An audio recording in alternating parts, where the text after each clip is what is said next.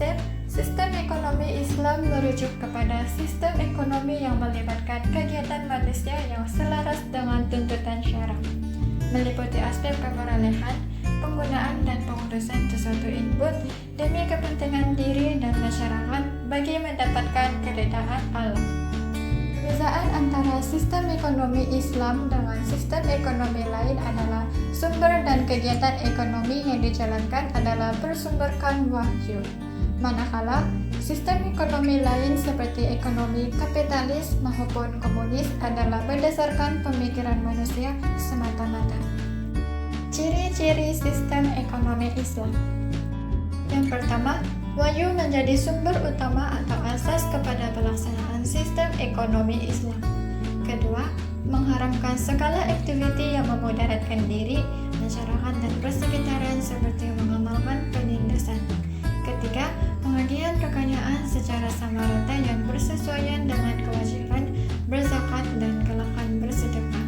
Keempat, mementingkan kebajikan pengguna sekaligus tidak berlaku keuntungan melampau yang diperoleh oleh pihak pengeluar.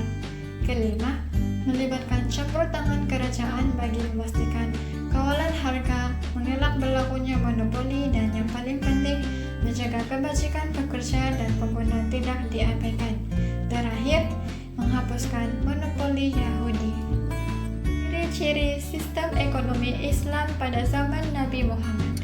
Pelaksanaan sistem dan kegiatan ekonomi adalah berpaksikan hukum syara.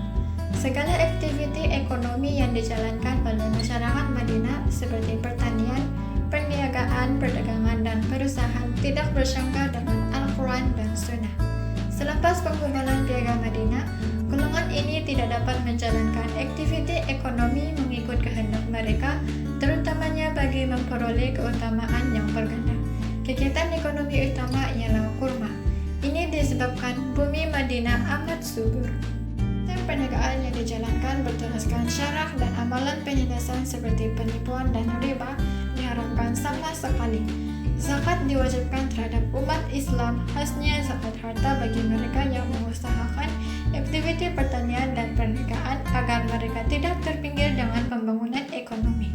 Tujuannya supaya penghagian harta dapat dilaksanakan secara sama rata di samping dapat merapatkan jurang sosial dalam kalangan umat Islam sekaligus menanam semangat persaudaraan sesama mereka. Sumber pendapatan adalah diperoleh daripada zakat, yaitu zakat fitrah dan zakat harta. Kedua, derma atau sedekah yang digalakkan kepada Islam bagi menyuburkan pahala.